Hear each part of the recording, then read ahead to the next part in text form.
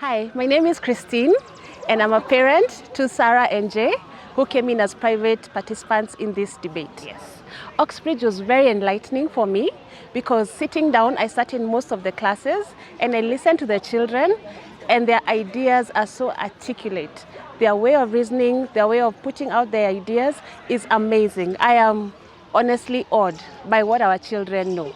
The most amazing thing for me is how you get a topic and within less than 10 minutes, you actually have points and are arguing about it without AI, without Google, without a library, just from your head. That, for me, was amazing.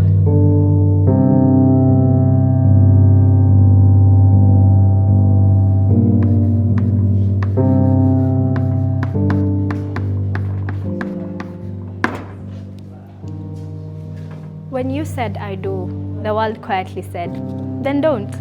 Don't rise, don't dream, don't return to that desk. From the late 1800s to the early 1950s, across the Britain, the US, and even parts of the Commonwealth, women were fired for getting married. It was called the marriage bar. It wasn't written in iron, it wasn't policy, it wasn't culture, it was silence. Teachers, nurses, secretaries, gone overnight. They said, you have a husband now, let someone else feed the nation. Marriage was a contract. The resignation letter came in for free.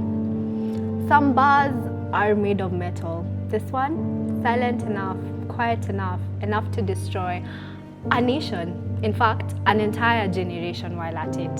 They told you, you have been chosen. That's enough. But it never was.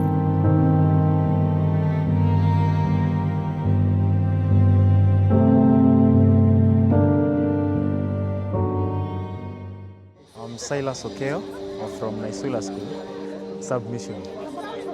Yeah, and giving birth to children. That was how they showed their love to our grandparents and to our fathers. Yeah. To me, who I was brought up by a mother who was not working, who showed love through submission and giving birth, I think she taught me some basic things, that being there is more important than any other thing for a parent. Yeah. First of all, my name is Bernard. I teach in Kitengela International School. The question is quite interesting. I would say that in the past, our parents really did a lot of sacrifice, and for them to love each other, they had a lot of societal involvement. They had a lot of respect for each other. I would say that there was a lot of submission, especially from women's side. So you'll find that a woman was bound to be submissive to husband, which would be defined as a show for love. All right, my name is Bail Mudunda Kinuthia. I'm in charge of TAB, the tabulation system, here at ADA. I don't think they did. I grew up in a household where my mom always preached, if it doesn't work out, leave. If things don't work out with your person, just leave. Don't stay. Don't sacrifice your dignity. Don't sacrifice your importance in life. Don't sacrifice your happiness. If it doesn't work out, leave. Don't be afraid to start all over again. So I think that's for that. When I think of my grandmother, I think of her identity in the early stages. But later on in life, she did recover her identity of who she is. So naturally, I don't think they sacrificed much for themselves. Yeah. For my mom, she gave up her career. I'm gonna say that. And my grandma, my grandma, she was like an independent woman, so I won't say she gave up anything. But the love she gives us is so good, and hope it doesn't change for a while. That's all I can say. They said that the bar was gone, that women were now free. But riddle me this, if independence comes with fatigue, if equality feels like working twice as much only to be seen once, then did the bar really fall, or did it just move higher? In 1932, Ireland banned female workers from working in the civil service. In the 1950s, airlines were grounding their female flight attendants once they wed. Today, no one's going to hand you a resignation letter, but watch closely. Society still hands you the guilt. Once, marriage ended careers. Now, careers end marriages. The punishment never stopped. It's just changed costumes. Same courtroom, new century.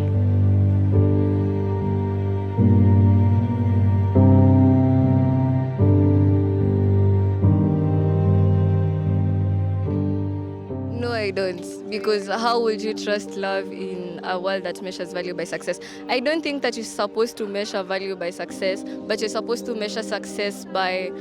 Success is not only about what the person does. Success comes in different ways and in different forms. Because someone might be in a lower degree of life, but just a little thing makes them see it as success. So no, you should not measure value by success. The world said to women, "You're free now," but this freedom came with its own fine print. Be strong, but never intimidating. Be nurturing, but never needy. Be ambitious, but always available. The same world that mocked dependence now mocks rest. The marriage bar fell, and in its place rose a pedestal, shiny, lonely, but high enough to hang yourself on stage. I'd rather choose progress over peace, because when you progress, you grow as a person, and peace, you just stay the way you are. You don't grow as a person. Yes. My name is Adrian Waweru. I go to Strathmore School. For me personally, I'd choose progress, because in the end, after the progress, there's gonna be peace later, after you've accomplished what you want to do.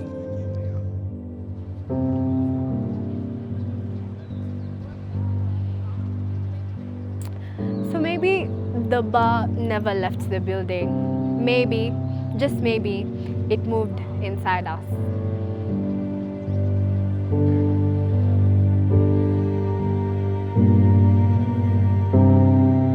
I think my career. Because I do believe connections exist anywhere. Whatever career you can have connections with anyone doing anything, right? But I feel like if you lose your career, you sort of lose sort of a purpose of what entirely you're doing in your adult life. I think careers normally give people a way forward, or some form of passion or some sort of pathway in which they can go forward within their own lives. Plus, connections are kind of useless without a career, in a way. Okay, for me, I'll take connection as friends. And I feel like for how I am, I'll rather lose my career, because to me, friends come first, and I'll put my friends over anything. In Kenya, I feel like if you have connections, you can really succeed in life. So let's say you lose your career, you can still use those connections to get you into better places in Kenya. I would fear losing my connections more, because I can always find another job. I can always discover another path for myself. But connections are something that are lifelong and something that affect my daily life. It doesn't matter what job I have. As long as I have people around me, then I can always find my way through it. Into the way that we judge ambition. Into the silence of when a woman says she's tired. Into the shame of when a man says he's scared. The marriage bar, it had guards, but today we are the guards, dressed in progress and armed with validation. Every generation says it's freer, but just maybe we have gotten better in decorating this cage.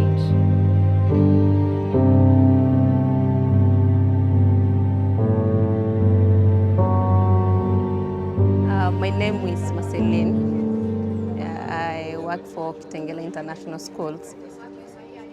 For me, I can't quite point on, but probably maybe the perception of the other partner, because I might be earning more and hold that respect and the love I have for the other person, but the other person might be feeling inferior, something I wouldn't know.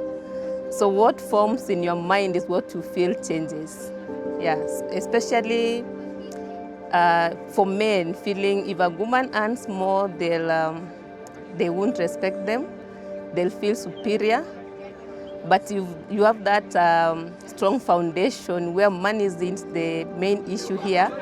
You might not be disrespectful, but the other partner feels that. So perception is what matters here.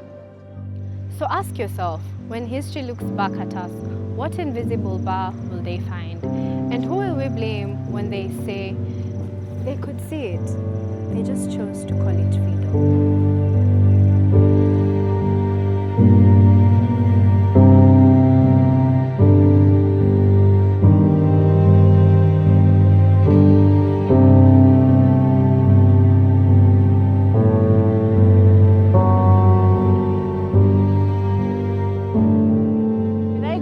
Our debates were not as informed. Our debates were more of inavuka upande hii, inavuka upande hii mwingine. You know, it was that kind of debate. But these people are actually have the freedom to think, and they are given topics that resonate with life now and life in the future. I would inspire them to use their time wisely, to use AI responsibly. I believe there's a lot of learning that they can get just from online resources. So use it in a way that builds you up, that edifies you. There's so much that you can learn. So yes, there's a time to play your games, there's a time to enjoy yourself, watch your movies and everything, but you can also watch things that educate you, things that inform you, and things that are able, that put you forward even in the debate world.